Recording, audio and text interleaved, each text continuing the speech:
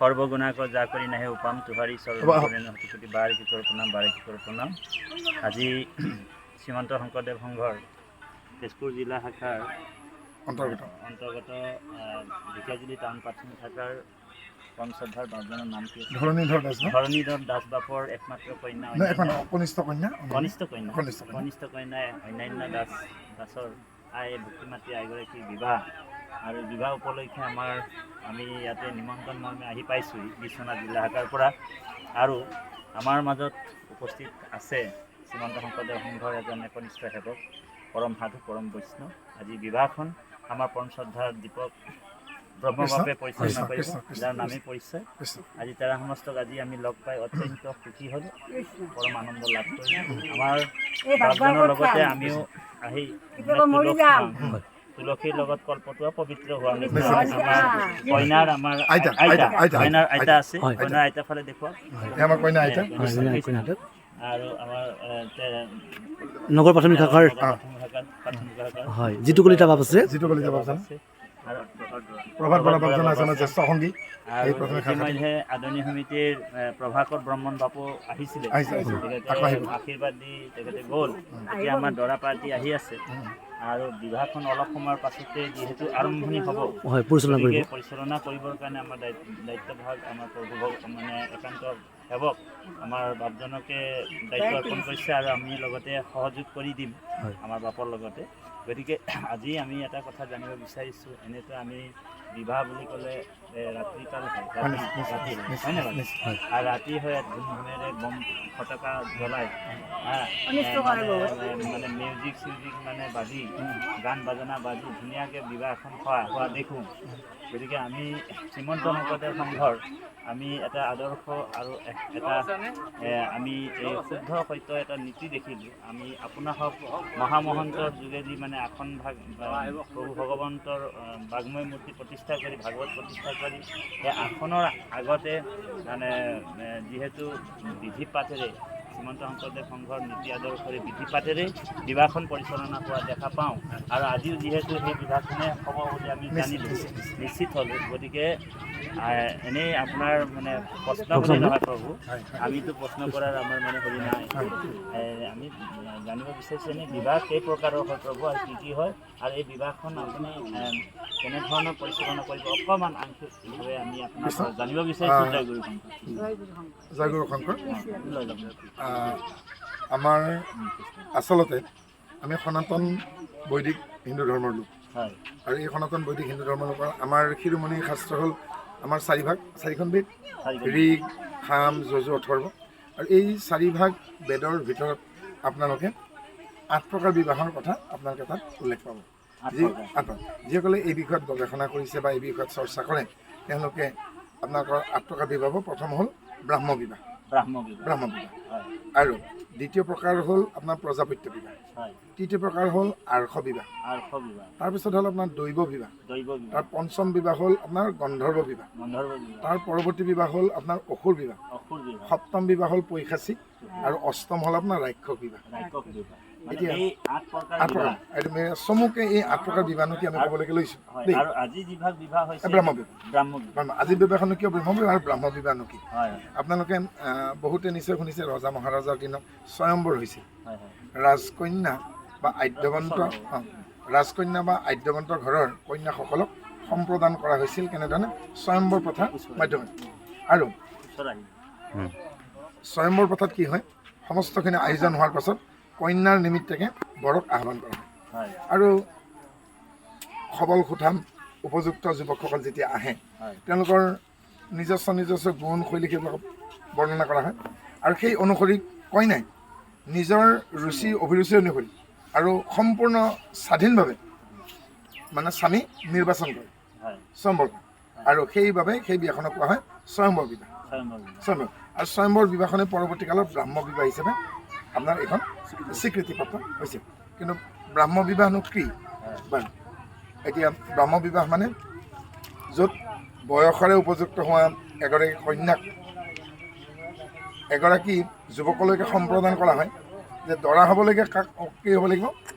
তেওঁ বয়সৰে উপযুক্ত হ'ব লাগিব, তাৰোপৰি তেওঁ স্বাৱলম্বী হ'ব লাগিব ব্যৱসায় চাকৰি বা কৃষি মুঠতে তেওঁ স্বাৱলম্বী হ'ব লাগিব নিজৰ ওপৰত তেওঁ পৰিয়ালক ভৰণ পোষণ দিব পৰা আৰু নিৰোগী যুৱককে দৰা বুলি স্বীকৃতি দিয়া হয় আৰু এতিয়া দিন আৰু ৰাতিৰ কথা আহিল দেই যে সাধাৰণতে দেখা যায় আমাৰ অসমীয়া সমাজত ৰাতি বিবাহ লগ্ন চাই লগ্ন দেই এতিয়া আচলতে বৈদিক ৰীতি অনুসৰি বেদৰ মন্ত্ৰ ৰাতি সূৰ্যাস্তৰ পাছত গধূলি সূৰ্যাস্ত হোৱাৰ পাছত বেদৰ মন্ত্ৰ উচ্চাৰণ কৰা নহয় হয় হয় দেই আগৰ দিনতে যেতিয়া যাগযজ্ঞ চলিছিল দিনৰ ভাগত মন্ত্ৰ উচ্চাৰণ হৈছিল সূৰ্যোদয়ৰ লগে লগে মন্ত্ৰ উচ্চাৰণ আৰম্ভ হয় আৰু সূৰ্যাস্তৰ লগে লগে সান্ধ্য গায়ত্ৰীৰ পাছত তেওঁলোকে আৰু বৈদিক মন্ত্ৰ উচ্চাৰণ কৰে তেওঁলোকে উপনিষদৰ প্ৰাৰ্থনাসমূহ গাই থাকে তেনে ধৰণৰ জগতৰ শান্তি কেনে আছতো মা সৎগময়া তমস্সু মা জ্যোতিৰ্গমা মৃত্যু মা অমৃতংগময়া দেই এনেদৰে তেওঁলোকে উপনিষদৰ শান্তিপাঠসমূহ বাক্য কৰে কিন্তু ৰাতি বৈদিক মন্ত্ৰসমূহ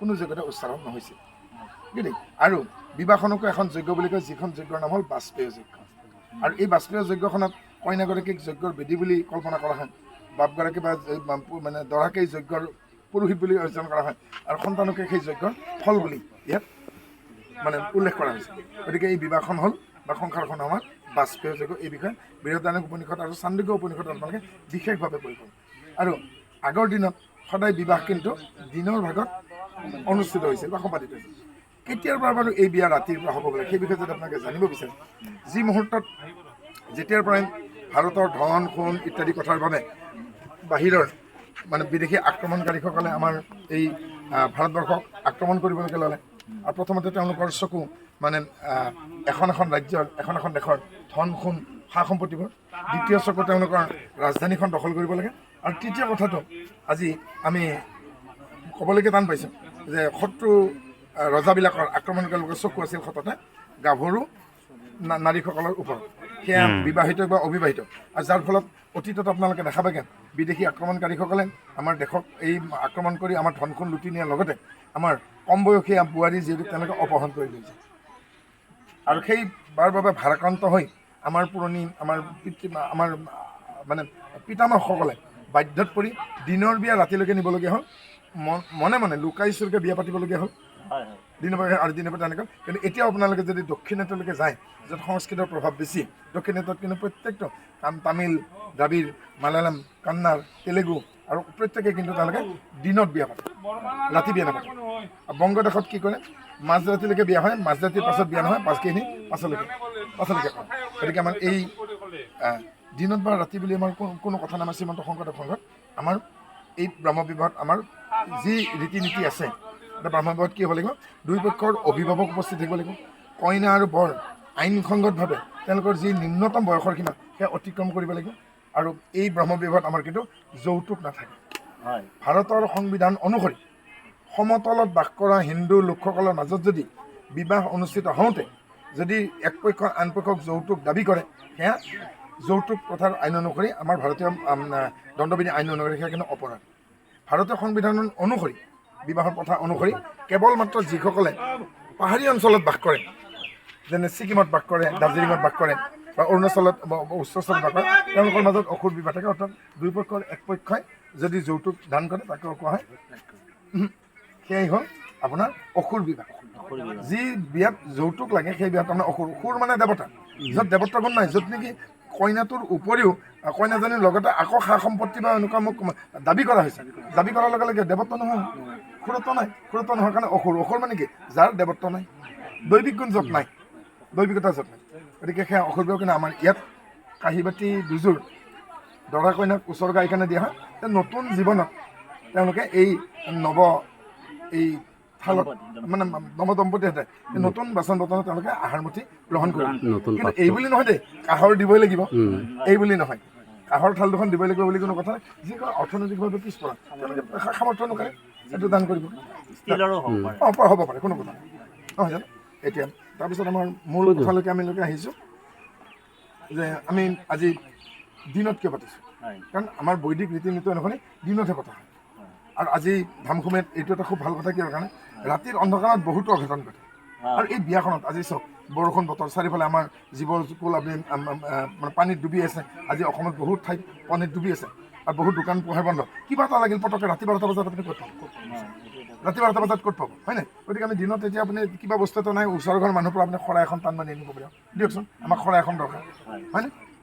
গতিকে আমিতো ভাবোঁ যে বিনা দৰকাৰত এজোপা গছৰ এডাল পাতটো মানে এটি পাতো ছিঙিব নালাগে। কিন্তু যেতিয়া দৰা অহাৰ পাছত কইনা ঘৰত ৰাতি 12টা বজাত যেতিয়া টৰ্চ মাৰি পেলাই গছডালৰ পৰা কলপাত কাটিব আপুনি ভাবে নেকি এইটো উচিত হয়নে? ৰাতি 12টা বজাত যেতিয়া দৰা আহে আৰু আহি পোৱাৰ পাছত দৰাপক্ষৰ পৰা আহি পেলাই ফূৰ্তিতে যেতিয়া দৰা আহিছে বুলি যেতিয়া হাজাৰ হাজাৰ টকাৰ বোমা বিস্ফোৰণ ঘটোৱা হয়, আৰু তেতিয়া যেতিয়া চৰাই চিৰিকটিবিলাকে মানে অশান্তি পাই পেলাই উৰি ফুৰি অ'ত ত'ত খুন্দা মাৰে আৰু 72 টকা পোৱালিকেইটা যদি পৰি তেতিয়া মৃত্যু হয়, এই পাপখিনি কোনে ল'ব হয় নাই? গতিকে আমি শ্ৰীমন্ত শংকৰদেৱ সংঘই এই দৰা অহাৰ সময়ত কইনা পক্ষৰ পৰাই হওক বা বৰ পক্ষৰ হওক এই যে মানে বোমা ফুটাই ফটকা আতচবাজি ফুটাই, ইয়াৰ ফলত 1 নম্বৰ কথা শব্দ প্ৰদূষণ। কাৰণ চাওক আজিকালি প্ৰত্যেক দিনে কাৰোবাৰ নহয় কাৰোবাৰ পৰীক্ষা চলি থাকে, এটা মানে শব্দ প্ৰদূষণ প্ৰথম তাৰমানে কি হয় তাৰ দ্বাৰা আমাৰ ডেচিবেলটো বাঢ়ে। শব্দৰ প্ৰাবল্য ফিজিক্সৰ পদাৰ্থ বিজ্ঞানৰ ভাষাত ডেচিবেল বুলি কয়, ইমান প্ৰাবল্য সৃষ্টি হয় পঢ়া শুনাৰ কাৰণে বহুত ল'ৰা ছোৱালীটো পৰিৱেশ। দ্বিতীয় কথা শব্দ প্ৰদূষণ। তৃতীয় কথা হ'ল কি বায়ু প্ৰদূষণ। এই আতচবাজি বা এই ফটকাৰ দ্বাৰা কি হয় এই বায়ুমণ্ডল দূষিত হৈছে নহয় জানো? গতিকে আমি সেই ফালৰ পৰা আমি শ্ৰীমন্ত শংকৰদেৱে বহু চিন্তা চৰ্চা কৰি আমি কি কৈছোঁ যে আপোনালোকে হৰিধ্বনি কৰক, উৰুলি দিয়ক, মংগলধ্বনি কৰক, ঈশ্বৰৰ গীত গাওক, নাম গাওক, মংগলধ্বনি মংগল বাজক, কিন্তু এই আতচবাজি ফুটাই পেলাই সেইটো কাম নকৰোঁ। আৰু তাৰপিছতে এতিয়া আকৌ আতচবাজিৰ এটা নতুন বিভৎস মানে ৰূপ এটা আমি দেখা পাইছোঁ। 5 ফুটমান বহল, 5 ফুটমান দীঘল, 3 ফুটমান বহল এখন চাইনবোৰ্ড বনাই পেলাই তাতে দৰা আৰু কইনাৰ নামষাৰ লিখি তাতে ফটকা দি পেলাই তলত জ্বলাই দিয়ে। দৰা আৰু কইনাৰ নামটো জ্বলাই দিব লাগে বুলি ক'ত নতুন পৰম্পৰা কেনেকৈ সৃষ্টি হয়? যেনেকৈ অসমীয়া সমাজত এতিয়া মানে কি হ'ল বাৰ্থডে আহিল, বাৰ্থডেত কেণ্ডেল জ্বলাই ফুকাব লাগে বুলি ক'ৰবাত লিখা আছে নেকি? ফুকোৱা মানে কি অমুকৰ জীৱন বন্তি নোৱাল, তাৰমানে তাৰ মৃত্যু ঘটিল হয়নে? আপোনাৰ সন্তানটিৰ 5 বছৰ হৈছে 5ডাল কেণ্ডেল জ্বলাই 5 গছ চাকি জ্বলাই দি পেলাই তাৰ দীৰ্ঘায়ু কামনা কৰক। আমাৰ সনাতন হিন্দু ধৰ্মৰ আমাৰ একাউণ্ট ভাগৱত ধৰ্মৰ মানুহৰ আমি মংগল কামনা কৰোঁ, দীৰ্ঘায়ু কামনা কৰোঁ, মানুহৰ কিন্তু মানে অকাল মৃত্যু আমি কামনা নকৰোঁ। গতিকে এই উপাহতে আমি কৈছোঁ যে বাৰ্থডে পাতক, জন্মদিন পাতক, কৃষ্ণৰ জন্মাষ্টমী পালন কৰোঁ, কিন্তু কৃষ্ণৰ জন্মাষ্টমীটো কেতিয়াবা যাই পেলাই ধৰক কেণ্ডেল লগাব নহয় জানো? কেণ্ডেল সংস্কৃতি আমাৰ নহয়, আমাৰ সংস্কৃতি দীপ জ্বলাই দিব লাগে, পোহৰ। কিয় কাৰণে কৈছে অজ্ঞান তুমি ৰান্ধিছে জ্ঞানাঞ্জনে চালাকায় চক্ষুৰঞ্জনে তস্মৈ শ্ৰী গুৰুবিনা। অজ্ঞান অন্ধকাৰৰ পৰা আমাৰ পোহৰলৈকে আনিব লাগে, আমি পোহৰৰ পৰা অন্ধকাৰ দিব নালাগে। সেই হেতুকে আমি আমাৰ জন্মদিন পালন কৰিলোঁ আমি কেণ্ডেল যাতে নজ্বলাই, কেক কটা সংস্কৃতি আমাৰ নহয় দেই, আৰু কেণ্ডেল ফুকাই পেলাই নোমোৱাটো আমি অনুচিত। আমি কোৱা নাই কেণ্ডেল নজ্বলাব বুলি, কিন্তু ফুকাব নালাগে। তাৰ উপৰি কি কৰে কেকটোত আপোনাৰ নামটো লিখিবলৈ কওঁ, সেইটো কাটি আগতে নতুন বেট সৃষ্টি হৈছে কেনেকুৱা ফটকা ফুটোৱাৰ উপৰিও দৰা আৰু কইনাৰ নামখিনি লিখি পেলাই ফটকা আকৌ জ্বলাই দিয়ে। গতিকে দৰা আৰু কইনাৰ নাম জ্বলাব লাগে, আমি সেইটো আমি অনুমতি কেতিয়াও দিব নোৱাৰোঁ। আৰু এই এনেকুৱা যিবিলাক কুসংস্কৃতি নতুনকৈ গঢ় লৈ উঠিছে এই অসমীয়া জাতিটোৰ পতন ঘটাব। আৰু সেনেকুৱা কৰিবলৈকে কিন্তু আমাক শ্ৰীমন্ত শংকৰদেৱে আমাৰ মাধৱদেৱে কৈছে। আৰু মনত ৰাখিব যেতিয়া লতা জাতীয় গছ, যেনে আমি তামোলৰ লগত কি খাওঁ, আমি পাণ খাওঁ, পাণ লতাডালে নিজে নিজে জানো ওপৰলৈকে উঠে? এডাল যদি গা গছ নহয় নাৰিকল, নহয় তামোল, নহয় গছ, নহয় বেৰ এখনত পাণে বগালেও কেতিয়াবা লুথুপকৈ সৰি পৰে।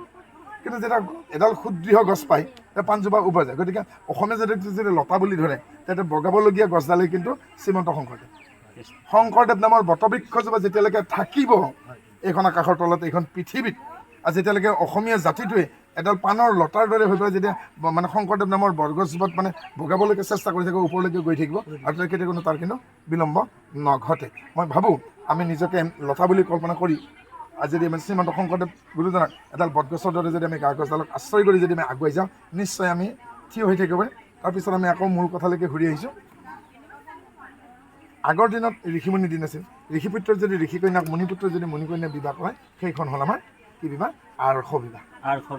অৰ্থাৎ ঋষিকন্যাই যদি ঋষিপুত্ৰক, মণিকন্যাই যদি মণিপুত্ৰক আৱৰণ কৰে, বা মণিপুত্ৰই যদি মণিকন্যাক বিয়া কৰায়, ঋষিপুত্ৰই যদি ঋষিকন্যাক বিয়া, সেইখন হ'ল আৰ্ষ বিবাহ। এতিয়া তাৰপিছৰ বিয়াখন হ'ল দৈৱ বিবাহ। এতিয়া ধৰক আজি আমাৰ বিয়াখন আমি ক'তনো উপস্থিত হৈছোঁ? আজি আমি ঢেকীয়াজুলি চহৰৰ মাজমজিয়াত উপস্থিত থকা 1 নম্বৰ ৱাৰ্ডৰ আমাৰ এই ঢেকীয়াজুলি নগৰ প্ৰাথমিক শাখাৰ আমাৰ জ্যেষ্ঠ সংগী শ্ৰদ্ধাস্পদ আমাৰ অসম আৰক্ষী বিভাগৰ প্ৰাক্তন আমাৰ বিষয়া শ্ৰীযুত ধৰণীধৰ দাস আমাৰ আজি কন্যাৰ পিতৃ, আৰু কন্যাৰ মাতৃ হৈছে আমাৰ সোণপ্ৰভা আইগৰাকী। ধৰণীধৰ দাস বাবজন আৰু সোণপ্ৰভা আইগৰাকী কনিষ্ঠ কন্যা, অৰ্থাৎ দ্বিতীয় কন্যা অনন্যা আইগৰাকীৰ আজি বিবাহ। আৰু আজিৰ আমাৰ বিশ্বস্বৰূপ বৰ আমাৰ যোৰহাট নগৰখনৰ টাউন প্ৰাথমিক শাখাৰ অন্তৰ্গত আমাৰ মিলন নগৰ নিবাসী আমাৰ শ্ৰদ্ধাস্পদ মোৰ মিত্ৰ দীপক কুমাৰ দাসজনক, আৰু আমাৰ মিতৰণী আমাৰ শ্ৰদ্ধাস্পদ আমাৰ স্বপ্না হাজৰিকা আইগৰাকী। আৰু তেওঁলোকৰ সুযোগ্য পুত্ৰ শ্ৰীমান আমাৰ মানৱ প্ৰতিম দাস ওৰফে আমি চানি বুলি যাক আমি মানো আমাৰ সেৱা বাহিনীৰ একনিষ্ঠ আমাৰ এগৰাকী সেৱা আমাৰ ভাতৃস্বৰূপ আজি এই বিবাহখনত চাওঁ দৰাৰ উপাধিও দাস কইনাৰ উপাধিও দাস নহয় জানো গতিকে দুইজন আমি সাধাৰণ কিন্তু যদি কইনা পক্ষ আৰু বৰ পক্ষ দুই পক্ষৰ ব্ৰাহ্মণ হয় দুই পক্ষৰ দ্বিজ হয় দুই পক্ষৰ পুৰোহিত হয় অৰ্থাৎ যদি মানৱ প্ৰতিম দাস নহয় যদি মানৱ প্ৰতিম শৰ্মা হ'লহেঁতেন অন্যান্য দাস নহয় যদি অন্যান্য শৰ্মা হ'লে অৰ্থাৎ ব্ৰাহ্মণ পুত্ৰ ব্ৰাহ্মণ কন্যা নহয় জানো অৰ্থাৎ দুই ঘৰ যদি বিপ্ৰ হয় দুই ঘৰ দ্বিজ হয় তেতিয়াহ'লে তেওঁলোকৰ হোম হ'বই আৰু হোম হ'লে তাত কি হ'ব লাগিব আচলতে 11টা হোম হয় সাধাৰণতে অথৰ হোম লাজা হোম আৰ্য হোম ৰাষ্ট্ৰগীত হোম সৰ্বচেন হোম সৰ্বপ্ৰাচিত হোম অন্ন হোম চৰু হোম কিন্তু যেতিয়া দুই পক্ষ ব্ৰাহ্মণ হ'ব দি যাব তেতিয়া এটা হোম অতিৰিক্তকৈ সেয়া হ'ল জ্যোতিষ্টোম হোম জ্যোতিষ্টোম নামৰ হোমেৰে সৈতে 12টা হোমেৰে সৈতে যদি ব্ৰাহ্মণ সম্প্ৰদায়ৰ মাজত হোমেৰে বিবাহখন হয় সেইখন বিবাহৰ নাম দৈৱ বিবাহ ইয়াৰ পাছত কথাটো আহিল যে প্ৰাজাপত্য বিবাহ আপোনালোকে এতিয়াও দেখিব বহু বিবাহৰ চিঠিৰ কি লেখা শ্ৰী শ্ৰী প্ৰাজাপত্য নাম দেই এতিয়া প্ৰাজাপত্য শব্দৰ অৰ্থ হ'ল যদি কন্যাকাল নাপাওঁতেই অৰ্থাৎ কুমাৰিতন প্ৰাপ্তি হোৱাৰ আগতেই অপনীত অৱস্থাতেই বিয়া হৈছিল কিহৰ কাৰণে এই বিদেশী আক্ৰমণকাৰীবিলাকৰ কাৰণে পৰিণত নহওঁতেই মানে প্ৰাপ্তবয়স্ক নহওঁতে কইনাক বিয়া দিয়া হৈছিল সেইকাৰণে আমি ককাহঁতৰ আইতাহঁতৰ মুখত কি শুনিছিলোঁ আগ বিয়া পাঁচ বিয়া ভৰ বিয়া পোহন বিয়া এনেকৈ শুনিছিলোঁ গতিকে যদি কইনাক বাল্য অৱস্থাতে অৰ্থাৎ তেওঁ প্ৰস্তুত নহওঁতেই যদি বিবাহ দিয়া হয় সেই বিবাহখনৰ নাম প্ৰাজাপত্য বিবাহ প্ৰাজাপত্য বিবাহ ভাৰতৰ সংবিধানে স্বীকৃতি দিয়া নাই 1947 চনত 15 আগষ্টত ভাৰতবৰ্ষই ইংলেণ্ডৰ হাতৰ পৰা ব্ৰিটিছ শাসনৰ পৰা মুক্ত হ'ল আৰু স্বাধীনতা লাভ কৰে তাৰ 7 বছৰ পিছত 1954 চনত এখন বিল ভাৰতৰ 2খন সদনত পাছ হ'ল আৰু সেই বিলখনে আছিল হিন্দু বিবাহ বিল আৰু 1955 চনৰ মাৰ্চ মাহৰ প্ৰথম সপ্তাহতেই এই বিলখন আইন হিচাপে স্বীকৃতি পেলোৱা হ'ল আৰু এইখনে হ'ল 1955 চনৰ হিন্দু বিবাহ 1955 মেৰিজ এক্ট আৰু 1955 চনৰ বিবাহ আইন অনুসৰি সমতলৰ হিন্দুৰ কাৰণে ব্ৰাহ্ম বিবাহ আৰু যিসকল পাহাৰীয়া অঞ্চল হিল চাইড এই হিন্দুসকল তেওঁলোকৰ কাৰণে অসুৰ বিবাহ স্বীকৃতি গতিকে শ্ৰীমন্ত শংকৰদেৱ সংঘ ভাৰতৰ সংবিধানৰ অন্তৰ্গত আমাৰ এটি স্বীকৃতিপ্ৰাপ্ত পঞ্জীয়নকৃত অৰাজনৈতিক আধ্যাত্মিক শৈক্ষিক লগতে অৰ্থনৈতিক আমাৰ এটি অনুষ্ঠান এইকাৰণে আমি অৰ্থনৈতিক বুলি আমাৰ নিজস্ব বেংক আছে শ্ৰীমন্ত শংকৰদেৱ সংঘৰ অনুকৃত আমি ক্ৰেডিট বুলি আমাৰ নিজস্ব বেংক আছে আমাৰ নিজস্ব আমি চিকিৎসা সেৱা বিভাগ আছে আমাৰ শ্ৰীমন্ত শংকৰদেৱ বিশ্ববিদ্যালয় আছে নগাঁৱত আমাৰ মূল কাৰ্যালয় বৰদোৱাত আমাৰ নিৰ্মাণ অৱস্থাত আছে আমাৰ বিশ্ববিদ্যালয়ৰ চৌহদ গুৱাহাটী মহানগৰী ৰূপনগৰ নামঘৰৰ সৈতে গুৱাহাটী বিশ্ববিদ্যালয়ৰ আমাৰ গুৱাহাটী শাখাৰ চৌহদ আছে শ্ৰীমন্ত শংকৰদেৱ সংঘৰ আৰু এইটোকে আমি শ্ৰীমন্ত শংকৰদেৱ সংঘ ভাৰতীয় সংবিধানৰ অন্তৰ্গত এটি স্বীকৃতিপ্ৰাপ্ত অৰাজনৈতিক সামাজিক সাংস্কৃতিক আধ্যাত্মিক অৰ্থনৈতিক এটি আমি অনুষ্ঠান আজি ভাৰতবৰ্ষৰ সংবিধানৰ অন্তৰ্গত আমি স্বীকৃতি পাব নহয় গতিকে ভাৰতৰ সংবিধানক আমি শ্ৰদ্ধা জনাই সন্মান জনাই ভাৰতৰ সংবিধানৰ অন্তৰ্গত আমাৰ 1955 চনৰ বিবাহ আইনে যি ব্ৰাহ্ম বিবাহ আমাৰ সমতলৰ হিন্দুৰ কাৰণে পঞ্জীয়ন দিছেগৈ স্বীকৃতিপ্ৰাপ্ত দিছেগৈ অনুমোদন জনাইছে সেই ব্ৰহ্ম বিবাহে শ্ৰীমন্ত শংকৰদেৱ সংঘই আমি তাক পৰিপালন কৰি আহিছোঁ আৰু প্ৰথা আইনৰ দ্বাৰা স্বীকৃত প্ৰথা আইন মানে কাষ্টমাৰী প্ৰথা আইননো কি কোনো এখন সভ্য সমাজত এটি সংস্কাৰ যদি একেৰাহে 30 বছৰ ধৰি প্ৰতিপালিত হয় যেনেকৈ আমি বিহু পাতোঁ বহাগ বিহু কাতি বিহু মাঘৰ বিহু নাপাতোঁ জানো বিহু পাতোঁ ৰাস উৎসৱ পালন কৰোঁ এনেকুৱা এইবিলাক সংস্কাৰ নহয় জানো এনেকুৱা সংস্কাৰ যদি এখন সমাজত উইদাউট গেপ অৰ্থাৎ যদি ধাৰাবাহিকভাৱে 30 বছৰ ধৰি প্ৰতিপালিত হয় তেতিয়াহ'লে তাক কি কয় প্ৰথা বুলি কোৱা হয় গতিকে আমাৰ শ্ৰীমন্ত শংকৰদেৱ সংঘত প্ৰথমখন বিবাহ আছিল লক্ষ্মীনাথ বেজবৰুৱাৰ বিবাহ লক্ষ্মীনাথ বেজবৰুৱা নিজে কিন্তু ব্ৰাহ্মণ হৈ পেলাই এখন তেজপুৰৰ এখন দেই ব্ৰাহ্মণ হৈও কিন্তু তেখেতৰ পিতৃৰ নাম কি আছিল ডাঙৰীয়া দীননাথ বেজবৰুৱা তেখেত সত্ৰাধিকাৰ আছিল ব্ৰাহ্মণ আছিল কিন্তু ব্ৰাহ্মণ হৈ কোনো তেনে হোমেৰে নহয় হোম ৰহিত বিবাহ ভাগৱতেৰে পালন কৰিছিল আৰু সেই লক্ষ্মীনাথ বেজবৰুৱাদেৱৰ সেই বিবাহখনৰ পৰা আৰম্ভ কৰিলে আজি 100 বছৰৰ ওচৰা ওচৰি হ'ল হয় নাই গতিকে 30 বছৰ হ'লেই যদি আমি প্ৰথা আইনৰ মতে স্বীকৃত হয় গতিকে 100 বছৰ যদি হৈ গ'লগৈ ই স্বতঃস্ফূৰ্তভাৱে শ্ৰীমন্ত শংকৰদেৱ সংঘৰ দ্বাৰা অনুষ্ঠিত হোৱা এই ব্ৰহ্ম বিবাহ প্ৰথা আইনৰ দ্বাৰা স্বতঃস্ফূৰ্তভাৱে স্বীকৃতিপ্ৰাপ্ত হৈছে ইয়াৰ পিছত আমি আহিছোঁ অসুৰ বিবাহ যিখন বিবাহত যৌতুক লোৱা হয় শ্ৰীমন্ত শংকৰদেৱ সংঘত যৌতুকৰ কোনো স্থান নাই আৰু দুই পক্ষৰ এক পক্ষত যদি যৌতুক লয় তাক অসুৰ বিবাহ কেৱল পাহাৰীয়া জনজাতিৰ জনগোষ্ঠীবিলাকৰ কাৰণে ভাৰতৰ সংবিধানে স্বীকৃতি তাৰ পিছৰ বিবাহ হ'ল গন্ধৰ্ব বিবাহ সাধাৰণতে মাঘ ফাগুনৰ ফালৰ পৰা এনেকুৱা ধৰণৰ বিবাহসমূহ আমি সমাজত আগৰ পৰা দেখা পাওঁ অৰ্থাৎ বহু সমাজত এতিয়াও আছে ল'ৰাই যদি কইনাক ছোৱালী পলুৱাই আনে তাক গন্ধৰ্ব বিবাহ বোলে যিখন বিবাহত দৰাই নিজৰ পিতৃ মাতৃক অৱগত নকৰাকৈ কইনাই পিতৃ মাতৃক অৱগত নকৰাকৈ এহাল ডেকা ল'ৰা ছোৱালীৰ মিলন হয়, কিন্তু সমাজৰ অলক্ষিতে পৰিয়ালৰ অনুমোদন নোহোৱাকৈ। আৰু সেয়া আইনৰ চকুত দোষী হ'ব কেতিয়া? যদি কইনাৰ বয়স, আজি ভাৰতৰ সংবিধানে 18 বছৰ ঠাইত 21 বছৰ কৰিছে, যদি কইনা সাংবিধানিকভাৱে বয়সেৰে পৰিপূৰ্ণ হোৱা নাই, তেতিয়াহ'লে ছোৱালী পলোৱা না ল'ৰাটোৱে আইনৰ আওতাত আহি ৰঙাঘৰৰ বগাভাত খাব লাগিব। আৰু সেয়েহে এই গন্ধৰ্ব বিবাহখনক আমাৰ সামাজিকভাৱে স্বীকৃতি দিয়া নহয়, আৰু সেয়ে শ্ৰীমন্ত শংকৰদেৱ সংঘই গন্ধৰ্ব বিবাহক স্বীকৃতি দিয়া নাই। আৰু যিহেতু প্ৰজাপত্য বিবাহ মানে আমি কি কৰোঁ, বাল্য বিবাহ, সেইকাৰণে আমাৰ শ্ৰীমন্ত শংকৰদেৱ সংঘৰ দ্বাৰা অনুষ্ঠিত বিবাহত গৃহস্থসকলে বিবাহৰ ওপৰত প্ৰজাপত্যৰ নাম নিলিখে। যিহেতু আমাৰ আদৰণীয়, আমাৰ ভজনীয়, আমাৰ শৰণৰ, আমাৰ ইষ্টদেৱ কৃষ্ণ, সেইকাৰণে শ্ৰীকৃষ্ণই নাম লিখে বা গুৰুজনৰ প্ৰতি শ্ৰদ্ধা জনাই পেলাই জয়গুৰু শংকৰ বুলি লিখা হয়। আৰু তাৰ আমি পৰৱৰ্তী বিবাহলৈকে আহিছোঁ যে পৈশাচিক বিবাহ। আপোনালোকে জানে অসমত আগতে যাদু মন্ত্ৰৰ প্ৰচাৰ আছিল, চৰ্চা আছিল। আৰু এসময়ত আমি মায়াং, আমাৰ যাক মৰিগাঁও আৰু কামৰূপৰ মাজৰ, আজি মৰিগাঁও জিলাত পৰে মায়াং অঞ্চলত তাতকীয় আমাৰ বৌদ্ধসকলে হিনযান, মহাযান, বজ্ৰযান, বৌদ্ধ ধৰ্মৰ কিছু ঠাল ঠেঙুলি আছে, তেওঁলোকে এই মায়া, এইবিলাক যাদুবিদ্যাৰ তেওঁলোকে এনেকুৱা কৰিছে। এনেকৈ যদি যাদুবিদ্যাৰ আশ্ৰয় লৈ বা অসৎ উপায় অৱলম্বন কৰি দৰাই যদি কইনাক বিয়া হ'বলৈ বাধ্য কৰাই, কেতিয়াবা প্ৰাণৰ ভাবুকি পৰ্যন্ত দিয়ে, বাধ্য কৰাই, তেতিয়া সেই বিবাহখনক কি বুলি কোৱা হৈছে? পৈশাচিক বিবাহ। পিশাচেহে তেনেকৈ কৰে, সেইকাৰণে পিশাচ শব্দৰ পৰা পৈশাচিক শব্দ পাইছে। কিন্তু একেবাৰে শেষৰ বিয়াখনৰ নাম পাইছে আমি ৰাক্ষস বিবাহ, য'ত নেকি এনেকুৱা অৱস্থাও অতিক্ৰম কৰি গৈ দৰাই কইনাক মানে শাৰীৰিকভাৱে অপমান কৰি সতীত্ব পৰ্যন্ত নাশ কৰি কইনা বদনাম কৰে। যেতিয়া কইনা বদনাম হয়, তেতিয়া কইনা পক্ষ বাধ্য হয়, তোৰ লগতে বদনাম হৈ যায়, তই নাই। এনেকৈ যদি কইনা পক্ষ বাধ্য হৈ কইনাক সম্প্ৰদান কৰিব লাগে, সেই বিয়াখনে হ'ল ৰাক্ষস বিবাহ। আমি এতিয়ালৈকে 8 প্ৰকাৰ বিবাহ: ব্ৰাহ্ম বিবাহ, দৈৱ বিবাহ, প্ৰজাপত্য বিবাহ, গন্ধৰ্ব বিবাহ, অসুৰ বিবাহ, পৈশাচিক বিবাহ আৰু ৰাক্ষস বিবাহ। আৰু ভাৰতৰ সংবিধানে 1955 সকলো দিশ চালি জাৰি চাই এই 8 প্ৰকাৰ বিবাহৰ ভিতৰত ব্ৰাহ্ম বিবাহ সমতলৰ হিন্দুৰ কাৰণে আৰু পাহাৰীয়া লোকসকলৰ নিমিত্তকে হিন্দুসকলৰ নিমিত্তে অসুৰ বিবাহৰ স্বীকৃতি দিছে। কিন্তু তাৰ মাজতে আমাৰ ভাৰতৰ ভিতৰত যেনে এটা মেঘালয়, যাক আগতে প্ৰমিলা ৰাজ্য বুলি কৈছিল, এই প্ৰমিলা ৰাজ্যত কিন্তু উভতাকৈ ল'ৰাক বিয়া দিয়া হয় ছোৱালী ঘৰলৈ। আজি যেনেকৈ আমাৰ মানৱ প্ৰতিম দাস বাপজনাই আজি অনন্যাক বিয়া কৰি এইখন ঘৰৰ পৰা লৈ যাব, আজি যদি মেঘালয় হ'লেহেঁতেন কিন্তু অনন্যাই কিন্তু আজি মানৱ প্ৰতিমাও বিয়া কৰি লৈ আনিলেহেঁতেন দেই। সেয়া এক সুকীয়া কথা। যি কি নহওক, আমি এই অসম মাতৃৰ কোলাত আজি তেজপুৰ জিলাৰ অন্তৰ্গত ঢেকীয়াজুলি নগৰ প্ৰাথমিক শাখাৰ আজি কইনাঘৰৰ পদূলিমুখত আছোঁ। আৰু ইতিমধ্যে আমাৰ পদূলিমুখত আহি পাইছে, আৰু ইতিমধ্যে আমাৰ চোতালত আমি বিবাহৰ সমস্তখিনি কাৰ্যখিনি আহিছেগৈ। এই আমাৰ বৰৰ গাড়ী আমাৰ পদূলিমুখত আহি উপস্থিত হৈছেগৈ, আৰু আমি বিবাহৰ সমস্তখিনি কাৰ্যসূচী আমি হাতত আঁতত লৈছোঁ। এয়া আদৰিবলৈকে কইনাৰ আইতাও আমাৰ সাজু হৈ আছে। আমি অলপ পিছতে মন চোতালৈকে আগবাঢ়ি যাম, আৰু যথামীতভাৱে আমি বিবাহত আবেদন আহিম। আৰু আমাৰ বিবাহত সহায় কৰিব আমাৰ ঢেকীয়াজুলিৰে আমাৰ শ্ৰদ্ধাৰ জিতেন দাস বাপজনা, অনিন্দাদী বাপজনা আছেই, আমাৰ উমা খণ্ডিত বাপজন আছে, আৰু যথেষ্টখিনি আমাৰ আজি গণ্যমান্য ব্যক্তি আমাৰ শ্ৰীমন্ত শংকৰদেৱ সংঘৰ নেতৃত্বত থকা আমাৰ বান্ধৱ আমাৰ নিমিত্ত আছে।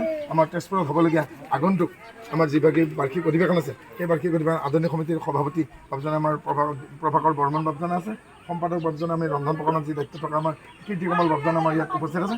আহক আমি আগবাঢ়ি যাওঁ। এতিয়া কইনাৰ পদলৈকে আগুৱাই আহিব, আৰু বাকীখিনি অনুষ্ঠান আপোনালোকক উমা খণ্ডিকৈ বাপজনাই আৰু অনিন্দাদী বাপজনাই ধাৰাবাহিকভাৱে আপোনালোকক আগবঢ়াই লৈ যাব। আমি আশা কৰিম আপোনালোকে সহযোগ কৰিব, আৰু বিবাহৰ ৰীতি নীতি সমস্ত খাইছে আপোনালোকে নিজে আহ্লাদিত হয় কৃতাৰ্থ হ'ব। কৃষ্ণ জয় জয় শংকৰ। কৃষ্ণ। পৰম শ্ৰদ্ধাৰ আমাৰ পৰম সুহৃদ বান্ধৱ, কৃষ্ণ আমাৰ অভিন্ন আত্মা, আমাৰ অগ্ৰজ পৰম শ্ৰদ্ধাৰ দীপক ব্ৰহ্ম কইনাৰ দেউতাও আহি পাইছে, আমাৰ ধৰণী বাপজন। ধৰণী বাবু কৃষ্ণ কৃষ্ণ। গতিকে এতিয়া ইতিমধ্যে দৰা আহি পাইছে আমাৰ মাজলৈ, আৰু